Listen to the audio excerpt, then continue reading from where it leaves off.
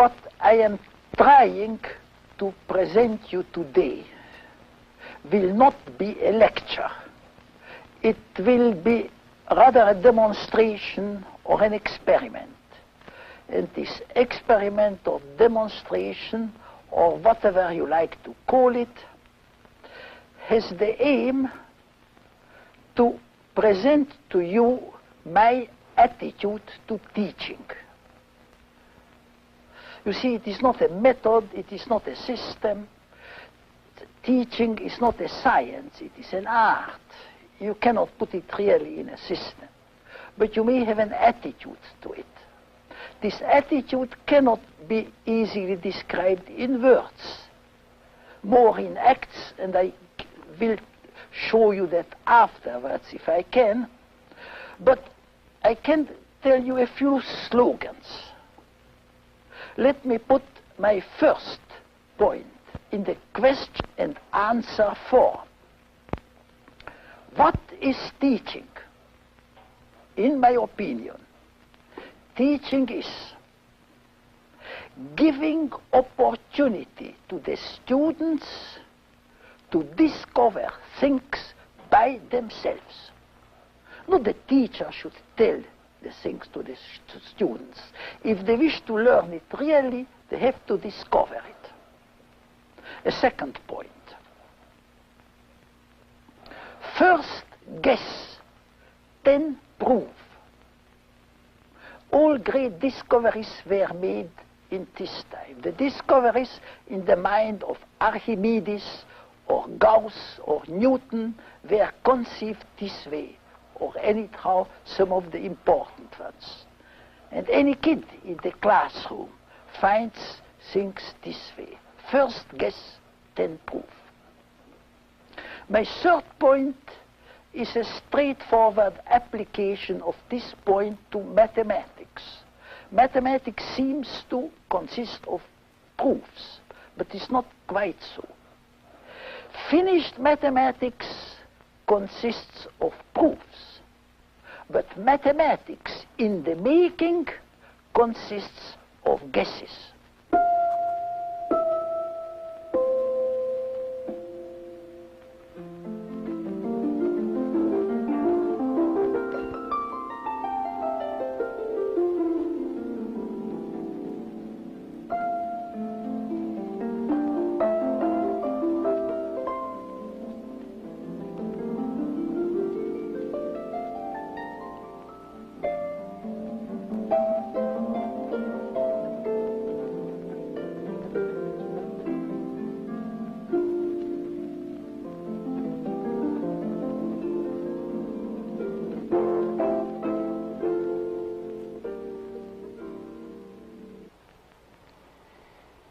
The academic ideal in mathematics, as well as other disciplines, is that of the scholar-teacher, the person who can contribute notably to the world's store of knowledge and understanding, and who can also make others in their teaching effectiveness. One man is acknowledged to be preeminent, to be the paradigm, the archetype and model for us all. This exemplar is George Polya. Much of Polya's academic life was spent in Switzerland after his education in Budapest. He came to the United States and joined the Stanford faculty in 1942. He holds a number of honorary degrees and has written many books and some 220 articles, most of them the fruits of his imaginative mathematical research. His contributions to the combined fields of mathematics and mathematics education are unequaled. The demonstration which you're about to see is truly unrehearsed and spontaneous. It illustrates his extraordinary, his uncanny ability to stimulate a group to guess intelligently, to make reasonable conjectures, a process which is essential to mathematical discovery. Ladies and gentlemen, I don't wish to give you a lecture, you see, But I wish to teach you about guessing. See, it's a very important part in life to be a good guesser. See, it's a very important part in mathematics. You wonder a little how, because if anywhere, so in mathematics you have proofs, and only that is valid in mathematics what is proved. What is there the part of guessing? Yes, there is a part. Mathematics, when it is finished, complete, all done, then it consists of proofs. But when it is discovered, it always starts with a guess. And I wish to give you a real experience of it. So I don't will give you a lecture, but we play together a guessing game. See, you should find out from your own experience what is reasonable guessing. Not wild guessing, that can anybody. Wild guess is that you don't have to learn. Anybody is ready with a wild guess. The less you know, the easier to make a wild guess. But an educated guessing, a reasonable guessing, that is something else. That should be learned. And the mathematics class is a good opportunity to learn it. So we play together a guessing game. This, as any other game, has rules, but the rules are very simple. And there are just two rules. One for those people who will know already my question. I hope there are very few. But if you know already my question, if you know already my problem, don't answer my questions. That would be unfair. If you know already the answer in advance, it wouldn't be guessing, and you would spoil the fun of all of us. So don't do that. However, if you don't know the answer to my question, then don't hold back. See, don't be bashful, but guess. Of course, your guess may be wrong, but that's one of the points in the art of guessing. Even a wrong guess is helpful. The wrong guess leads you to a better guess, and that's to a still better guess, and finally you get the truth. Well, that was enough introduction. Let us go into the matter.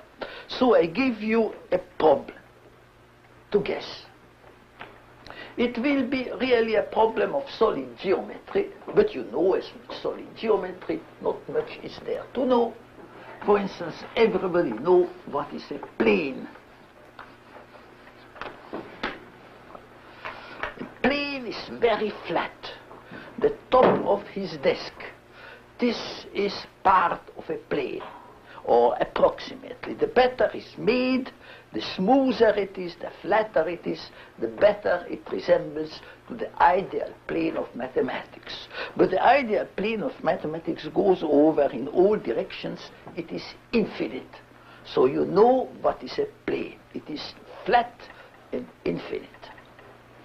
Now, my problem is about planes. Several of them, and to tell the whole story about 5 planes. So you imagine 5 planes.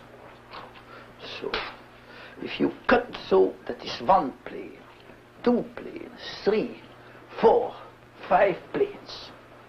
Now these 5 planes cut the space in many parts, or divisions, or compartments, or whatever you call it, and that's just the question. How many parts?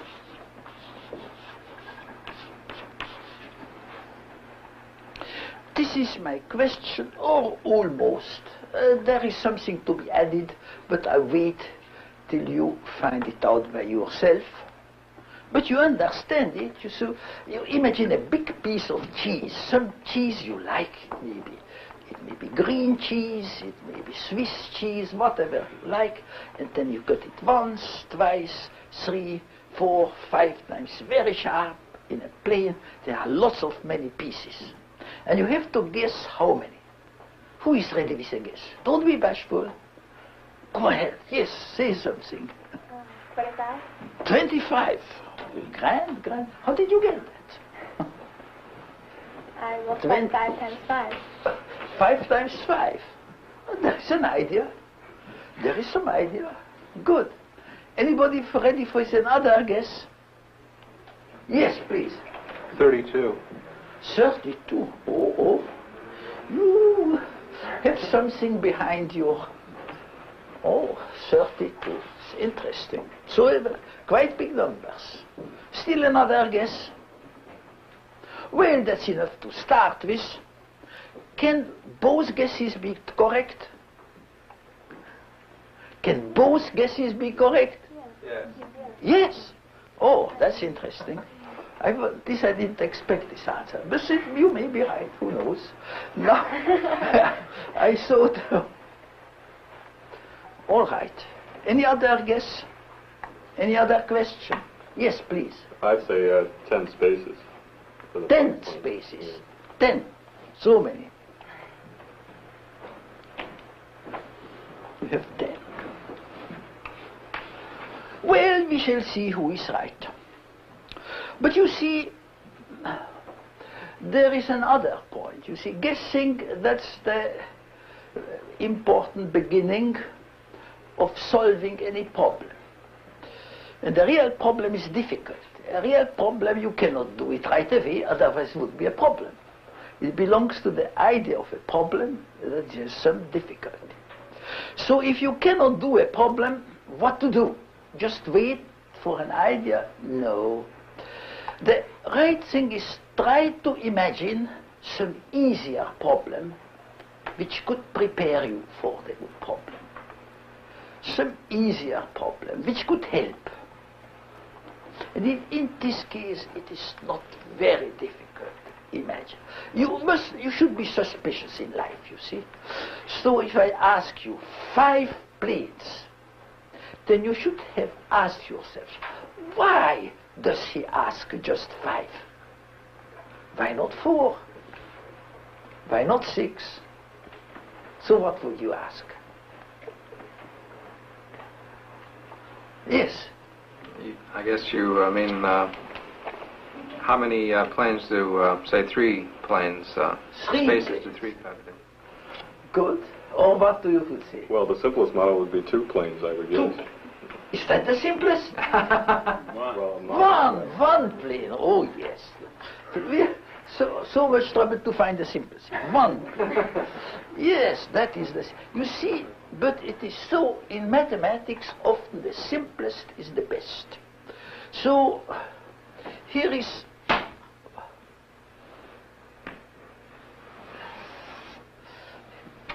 Here is for you 1 plane. Oh, you tell me that is just 1 line on the blackboard. Yes, it is true, but I mean it in the following way, you see. This line on the blackboard is the intersection of the blackboard with a plane, you see. By this plane I am showing you with a horizontal plane. In this horizontal plane could be the surface of quiet water, of a reflecting pond. And there is nothing else in the world, just this surface, and over it air, under it water. So how many parts? 2. 2. Good. Please, I'd what like is to your... add 12 to the guess. 12. Oh, yes, good, certainly. Guesses are always accepted. 12.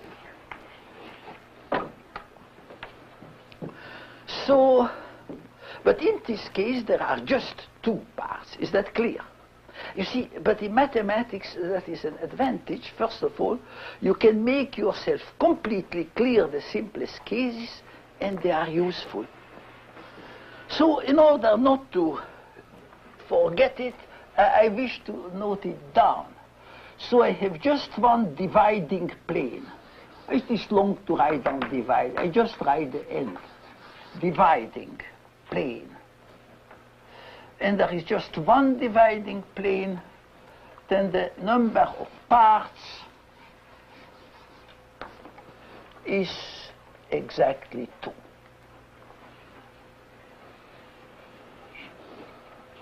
Good. This was 1 plane. So what is the next case? After 1, what comes after 1? That's good, so good, so great kids and can already count to good, too. That's good. So, here are. That is any plane thrown at random, here. Oh, you see, that's not a plane, just a line. Yes, but I mean it so.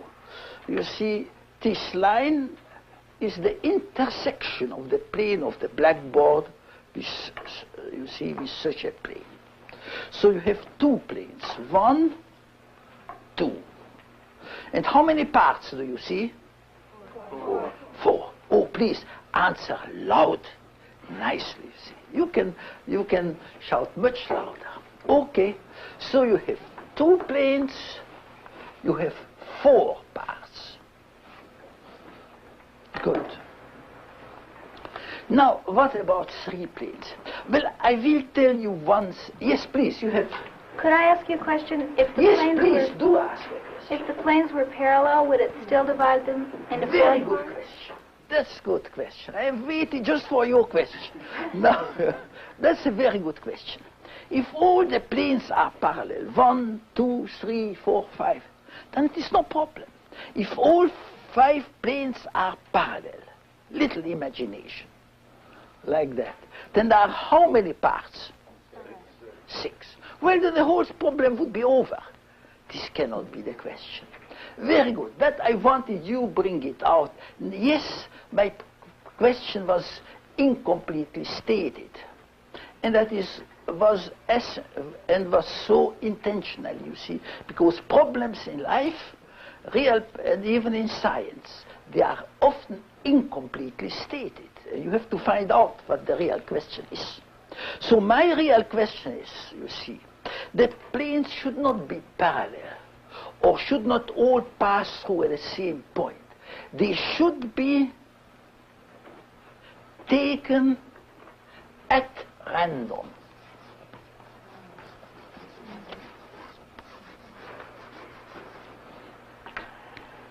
Here is one plane. Here, let us say the plane of the... And then you wish to make another plane. Well, how shall I make another plane? You see, so you could make on a piece of wood, you could make 2 planes. Well, it's pretty difficult to make a good plane surface on a piece of wood with a planer. And when you made one, then the second should be parallel. Do you think you will ever succeed?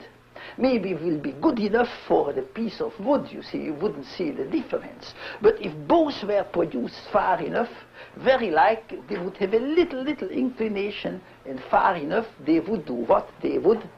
If they are not parallel, then they do intersect.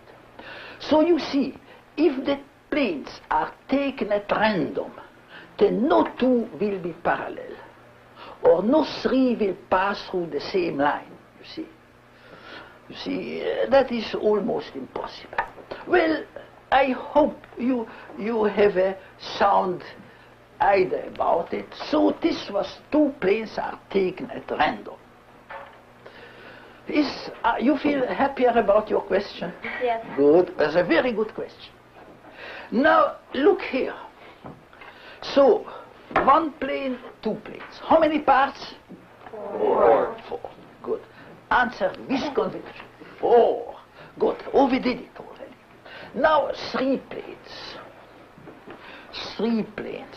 It would be a bad idea to put it just right through. That would be a bad idea. Or just no. Oh, I know. The blackboard, that is the 3rd plane. Good? It's good enough for a 3rd plane. Then look here. So there are the 2 planes indicated by the lines and the blackboard. There are some of the parts are in the room in front of the blackboard. How many such? 4. Good. Some other parts are outside the room behind the blackboard. How many such? 4. So altogether how many? 8. Good. 8.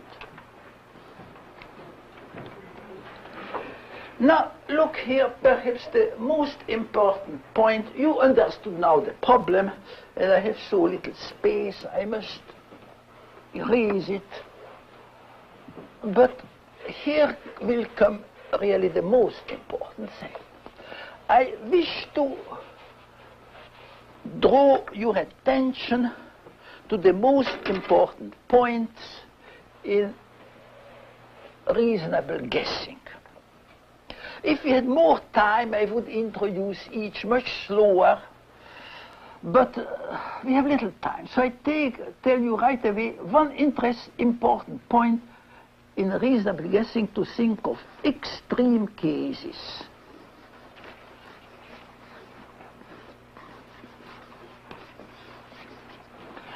For instance, in our case, such an extreme case would be that there is no dividing plane. Number of dividing planes is 0. Well, then there is not divided, then there is just one space. Good. Now let me come to the next case. We have 4 dividing planes. Try to guess it. 4 dividing planes. How many parts? Oh, so many hands up. You tell it. 16. 16. Who seconds the motion? Ooh, everybody. Good. So, 60. Well, I must tell you, that is a reasonable guess, you see. And that is now an opportunity to tell you the difference between a wild guess and a reasonable guess. A wild guess comes just out of the blue, out of nothing, you see. But a reasonable guess is based on something. For instance, this guess, 16, was based on observation.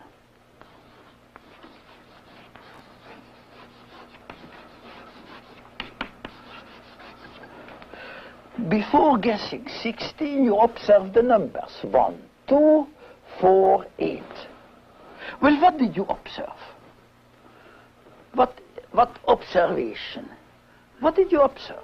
Well, you did several. Well, They seem to be in powers of 2. there are powers of 2. This is the zeroth power, the first, the second, the third. Or each is the double of the foregoing powers of 2. Okay, so you observed a pattern, a regularity, a law pattern, law, regularity, or whatever. You can call it with various names. You observe that. And there is one more point. Perhaps you did not pay attention to it, but it is very important. After having observed this pattern, you had some courage to say, and so on. Or you didn't say it. You just thought it. Or you didn't think it even. But I wish to point out that belongs to it. You see, and so on. It will go on like that. It is true not only in the cases observed, but in all the other cases. So there is a step of generalization.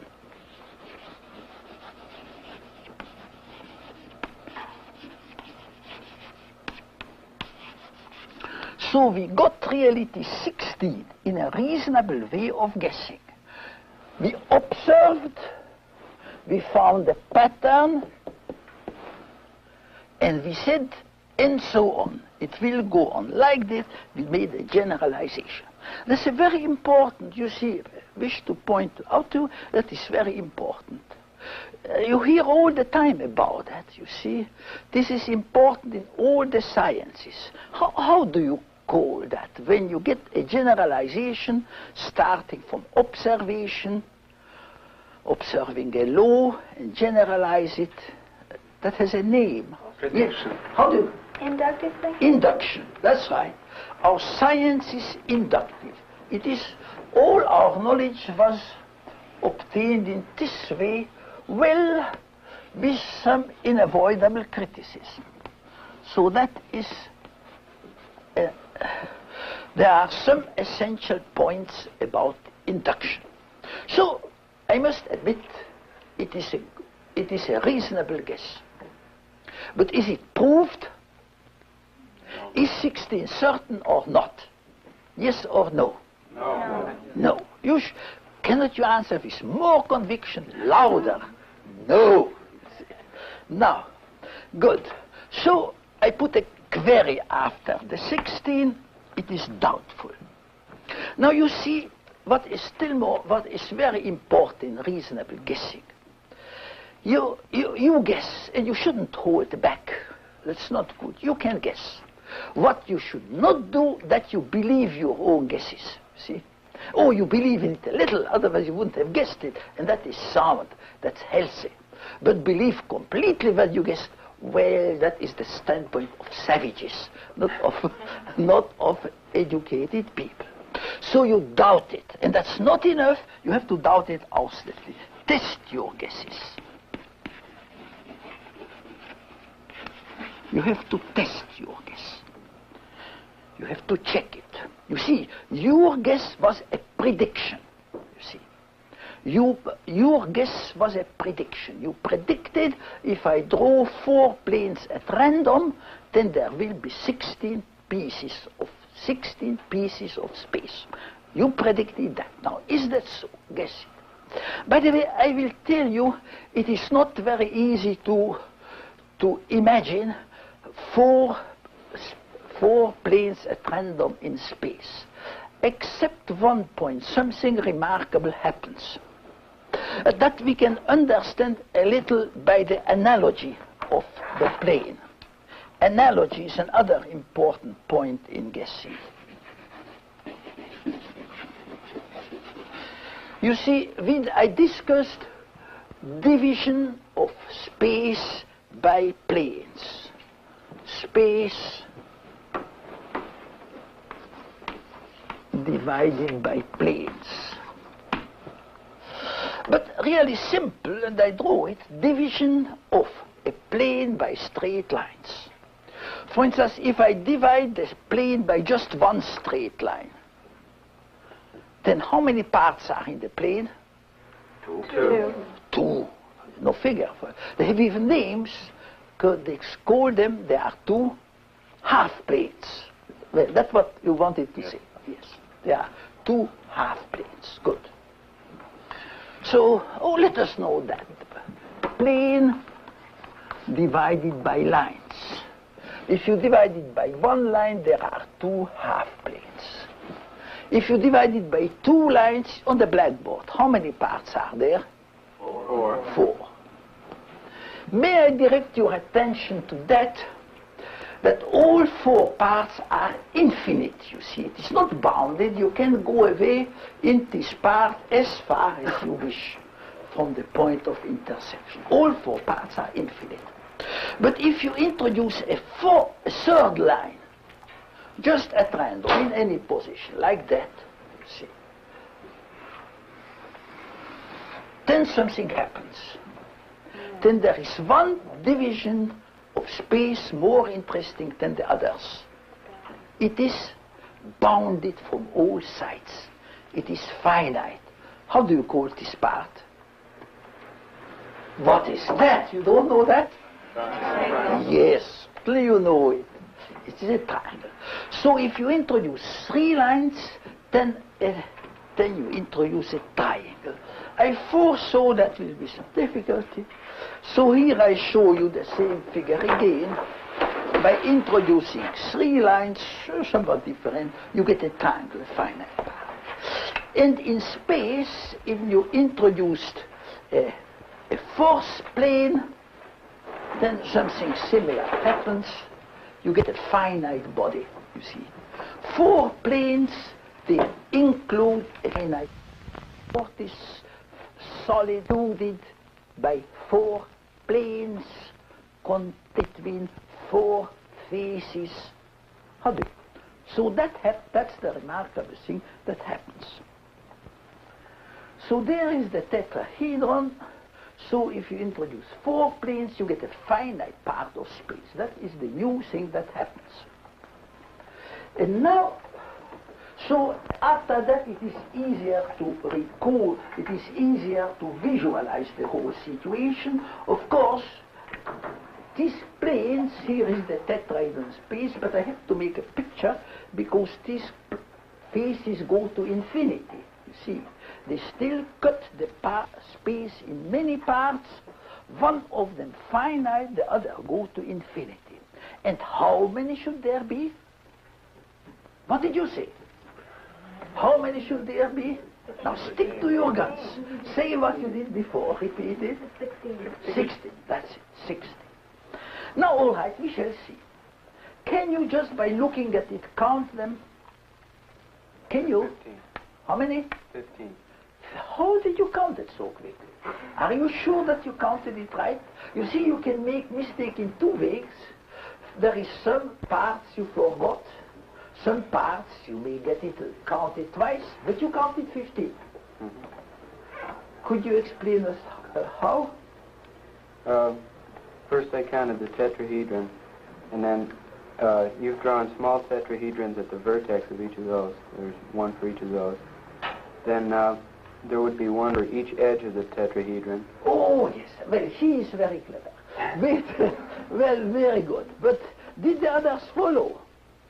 Well, to make it, yes, I think he is right, you see. It seems to me that he is right. I don't know, of course, but it seems to me he is right. But in order that you follow, you see, you can do it by analogy. Consider first the similar case in the plane. See. How many, if you have here 3 lines in the plane, there are how many parts? Now, just look at it. It's not difficult. Loud, please, you say. 7, yes. Now, you can count these 7 parts in various ways. One way of counting is so. Finite part is just one. This is the most interesting. This is the triangle. Fine. The others are infinite. And they are around it. You see, around. So I can count it easily. I put my finger here and I start counting. 1, 2, 3, 4, 5, 6. 1 and 6 make 7. Yes, that's good, but not good enough. Because this I cannot quite imitate in space. Also in space, all the parts are around it, but don't surround it in exactly the same way. You see, these don't surround it exactly the same way. So we have to count it in a more sophisticated manner. And I will tell you how. There are really 2 different kinds of parts, you see. For instance, this part has in common with the triangle a side. How many such? 3. Loud, please. 3. Good. But there are still another kind. This one has in common the triangle just a point, or if you wish to see a vertex. How many such? 3. 3 again. Now, 1 plus 3 plus 3 makes 7. And that's an easier way to count, you see. I hope we can imitate it in space. That was really your idea. Very good. So he was a jump ahead of all of us. Well, so let me repeat the question. We have 4 planes, including a finite solid, a tetrahedron. And they cut space in several pieces. The inside of the tetrahedron is one of them, especially important. This is the only finite one. All the others are around, you see, and we have to count them, you see. And one of you had already the good idea. I just tried to bring up everybody to the same point, you see, how to count them. So, analogously to the case in the plane, also here, finite part, finite, so analogy between the plane, this figure, and space, that figure. Finite part in both cases. Now how many? Here, 1, the triangle. And there, the tetrahedron, that is just 1. just 1. So finite is just one. But as in the plane case, all the others are around it, have something common with it. For instance, there are some having with it a face in common. For instance, this one, you see. I go through the whole, a face in common. A face. Such a triangle. A face. How many such? 4. 4. Well, even without looking at the figure, I can see you that you are right, because I know that the tetrahedron has 4 faces. But some others has less in common, just an edge, see, just an edge. So an infinite part like that, you see, between, you see, infinite part like that is wedge shape, has such a cutting edge here around. How many such? 6. Very good. So having an edge in common, there are 6. And there is one more case. If it's less than an edge, just a point in common, just a point in common. Oh, these are very well marked. You see, these are emphasized in the figure. There is one I can peek into it from below and another. I can peek in from it from above. So how many such? 4. 4. And I think that's all a vertex in common. Now, how many altogether? 1, I am quite excited, aren't you? 1 plus 4, 5, plus 6, 11, plus 4? 15. 15? But you told me 16. Yeah. So what about the 16? I think maybe this is a special case. What? Maybe this is a special case because 3 of the planes have a point in common. No. Well, you are right. You should always doubt. But I think that is the general case issue. If you, a special case, for instance, when 2 planes are parallel and is changed ever so little. You see, if the one plane is tilted ever so little, there is an intersection somewhere. But this is a pretty robust case. If you change the faces with quite big angle, no change. Well, yes, yes, please. The case we did before when we thought it was 16 Which was when, case have we had before? well, on the board when you had represented the planes by those lines, and you had the 4th plane represented by the blackboard. This is about lines, you see. This is about lines in a plane. But in the first case, you represented a plane by one of those lines, and the plane was coming out from the blackboard. And you represented 3 planes by those 3 lines, and they were coming out like this. Oh, from the blackboard. Oh, that was also a pretty general case. You see, if you change any directions, it has. You are right. You should always doubt. Don't believe anything. But I think it is. It looks to me a general case. Doesn't it to you? Yes. What is your? I think it would have 16 parts if all planes intersected at one common point. At one point, no, it would have even less. I guess so. That is a very special case. You see, that's 3 planes intersect in one point, but that the force should pass just through that point. Very special case. It is a little more difficult. We don't have, but I can assure you there are still less sparse pieces. Yes? If the new plane cuts all the old pieces in 2, then you have twice as many, and here we're missing. I didn't quite get that argument. If the new plane, our speculation was based on the fact that each additional plane would yield twice as many parts as the old case. Well, that is a speculation. That's what you guess. That's what you think. But nature is different. So she's like. Well, that was our speculation, and that would be true if the new plane cut all the old pieces in 2. But it doesn't. But it does not. That's right. Now we agree. Now we agree. But it does not. Well, look here. It is right. Don't swallow anything easier. it is, I think, it is an experience. 16, that was a respectable guess. It was an inductive guess, not a wild guess. It was a reasonable guess, an inductive guess. Observe the key 1, 2, 4, 8. It was an obvious regularity and was a natural generalization to think it's 16. But you see, the experience which I wanted to give you, if any of you will be a teacher, give it to your students, it is the following, that just such a reasonable, respectable guess may be wrong. And that's it. See? That's all. Such is life. It is wrong. 15 is right. So 15 is right. I have to erase it, but I hope it is not erased in your memory. There should stay a reasonable guess, may come out wrong.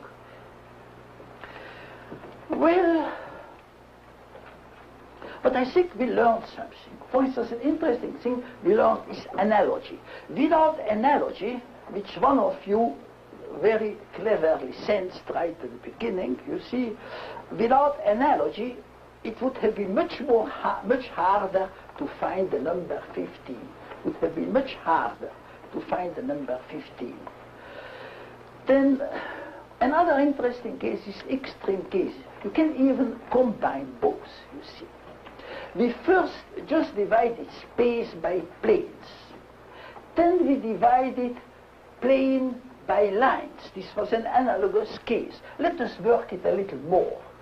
If you have the plane, if you have one dividing line, then you have two parts. Good. If you have two dividing lines, 4. If you have no dividing lines, how many parts? One. There's just one plane. If you have 3 dividing lines, how many parts? Cannot you look at the blackboard? So how many? 7. Well, but we could go farther. Space divided by planes. Plane divided by lines. What comes after that? Lines. Yes? Well, in space you have 3 dimensions, so it works up to 2 cubed, which is 8, but at 2 to the 4th it doesn't work. And in the plane you have 2 dimensions, so it falls down at 2 to the cube, 2 cubed. Good, that's a clever conjecture. Very good. Very clever conjecture. Yes, very clever conjecture. He says it goes to the 3rd power because that is space is 3-dimensional. Here goes the 2nd power because that is 2-dimensional. Very clever. But I asked really something very, thank you for the reminder. I asked something else. You see, I asked space divided by planes. This was the first kind of question. Plane divided by lines. What next? Line divided by point. Line divided by points. Line divided by points. Oh, that is so much simpler, you see. Here is the line. If there is no dividing point, then there is just one line. If there is one dividing point, how many pieces? 2. Quite clear. If you have 2 dividing points, how many pieces? 3. If I have 3 dividing points, 1, 2, 3. Now how many pieces? 4. How would it be with 4 dividing points? 5. And so on. You are courageous. If it would have n dividing points, how many pieces? N plus 1. You see, that should give you, if you are inclined to do something in research, ever, this should give you an ambitious question, you see. Here, you got a formula. What you should have a formula here. What happens if n lines divide the plane?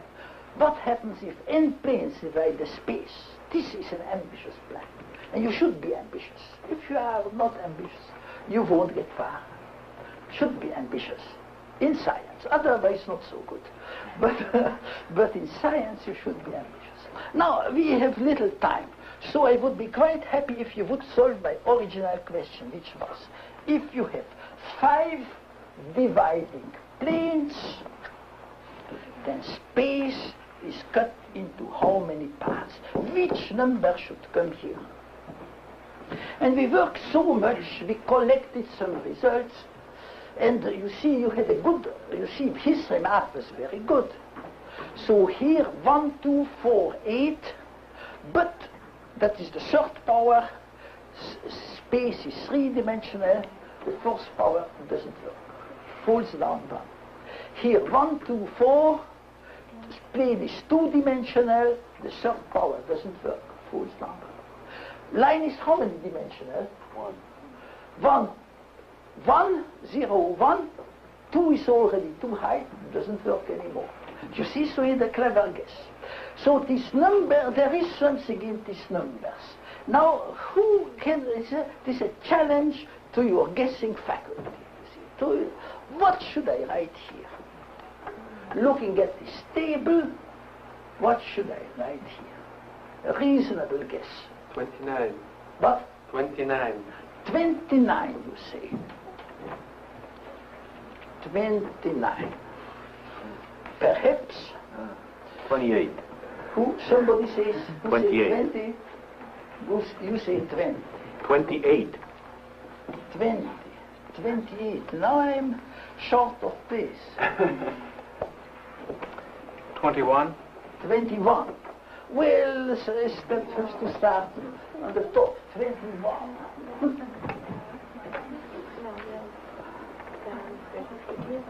I don't know how, what do you say? 26.